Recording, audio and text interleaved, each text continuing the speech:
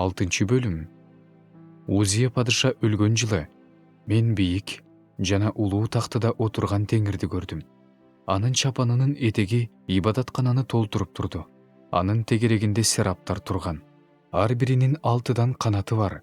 Ар бири 2 канаты менен бетин жаап, 2 канаты менен бутун жаап, 2 канаты менен учат. Алар биринин артынан бири Себайот Теңир ыйык, ыйык, ыйык. Бүт жер жүзү анын даңкына бөлүнүп турат деп жатышты. Алардын катуу үнүнөн дарбазалардын кашектери титиреп, үй жыпаржы туз заттын түтүнө толуп кетти.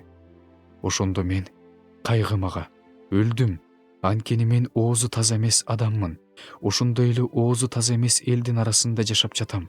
Көздөрүм болсо падыша Себайот Теңирди көрдү дедим. Ошондо мага сераптардын бири учуп келди. Анын колунда курмандык чалынуучу жайдан кычкач менен алган күйүп турган чок бар эле. Ал чокту оозума тийгизип, бул чок оозуңа тийди. Сенден мыйзамсыздык алынды. Күнөөлөрүң тазаланды деди. Анан мен Теңирдин мындай деп айткан үнүн уктум. Кимди жиберейин? Биз үчүн ким барат? Ошондо мен, мына мени жибер дедим. Ал мындай деди. Бар. Бул элге мындай деп айт. Кулагыңар менен угуп турасыңар, бирок түшүнбөйсүңөр. Көзүңөр менен карап турасыңар, бирок көрбөйсүңөр. Анткени бул элдин жүрөгүн май басып калган. Кулагын жаап, көзүн жумуп алган.